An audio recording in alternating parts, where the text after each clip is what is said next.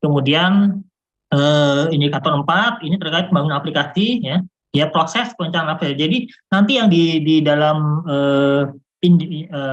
kebijakannya prosesnya harus disebutkan, ya.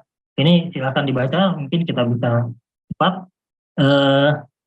Jadi ada siklus dan proses pembangunan atau pengembangan aplikasinya ini disebutkan, ya. Kan kalau kita lihat di poin ini ada LC gitu, ya. Jadi ada perencanaan, pembangunan, implementasi, pengujian, pemilihan, dan seterusnya. Ya. Ini disebutkan. Ini adalah yang minim yang disebutkan. Jadi kalau misalkan yang lebih dari ini, kalau misalkan ini sudah disebutkan semua, tapi kemudian ada tambahannya, ya, apakah itu apapun tambahannya, itu tidak masalah. Yang penting kata kuncinya ini ada untuk memenuhi nilainya 3-nya, gitu ya.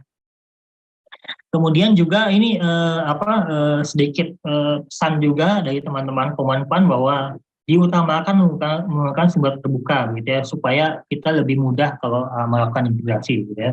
Kalau aplikasinya dari kode sumber tertutup harus ada pertimbangan dari Kementerian Kominfo sebagai CTO, ya, Chief Technology Officer-nya Indonesia, gitu ya. Makanya diutamakan untuk bisa pakai sumber terbuka. Kemudian ini beberapa referensinya, ya, tambahan referensinya adalah PP 71 tentang tahun 2019, ya, tentang PSTE, biasanya kita sebut dengan PSTE. Kemudian standar teknis prosedur pembangunan dan pengembangan aplikasi dari Kemenkominfo, ini mungkin bisa di searching, gitu ya. Dan manajemen proyek TI secara umum, gitu ya. Secara umum di situ ada siklus-siklusnya disebutkan, ya. Nah, yang penting siklusnya memenuhi yang, ya, kalau kita lihat di level 3 yang semuanya, gitu ya. Ada 7 siklus, gitu ya. Kajian kebutuhan, perencanaan, rancang bangun, implementasi, pengujian kelayakan, pemeliharaan, dan evaluasinya, ya. Begitu, ya. Jadi perencanaan ini tentunya berbeda dengan perencanaan yang ada di perencana, ya. Ini perencanaan khusus untuk aplikasi tersebut, gitu ya. Khusus untuk aplikasi, bukan untuk secara umum ke semuanya, gitu ya. Jadi ada 7 poin yang tahap yang perlu ada, gitu. Nah, kemudian kalau 7-nya sudah ada, kemudian kita lihat di bawahnya ada kata kuncinya koordinasi atau konsultasi dengan unit kerja atau perangkat daerah yang membidangi komunikasi dan informatika, gitu ya. Ya, kalau di pusat namanya biasanya Pusdatin, ya. Kalau di daerah biasanya namanya Kominfo. Jadi ada kata-kata bahwa harus melakukan konsultasi, ya.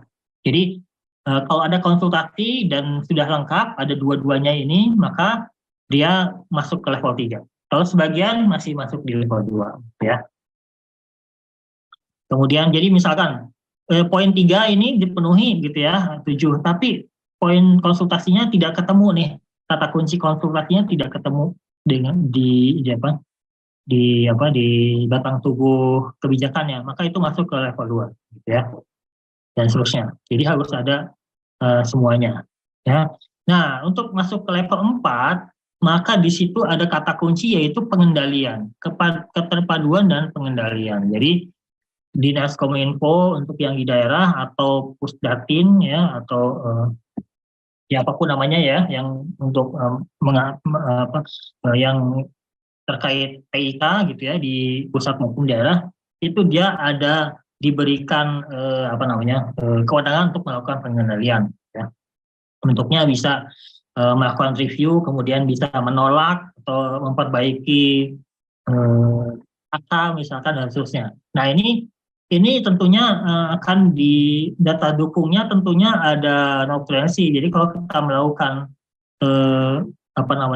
pertemuan, ya, ada rapat antara satu dinas dengan dinas Kominfo, antara satu kerja dengan Pusdatin, rapat itu ada catatan rapatnya, kan. Nah, di catatan rapat ini kita bisa lihat apakah dia melakukan konsultasi saja, artinya itu di level 3, atau ternyata ada masukan dan disetujui oleh perencana. Dan kalau di daerah berarti Bapeda atau Bapelitbangda, kalau di pusat berarti Biro Perencanaan misalkan, ya, atau apapun namanya yang unit perencanaan, ya.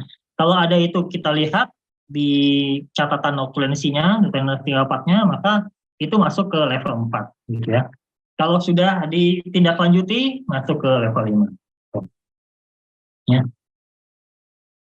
Kemudian apakah itu bentuk kebijakan baru ya, atau SOP-nya, kita butuh SOP dari hasil review, ternyata kita butuh SOP dan sebagainya ya. Kemudian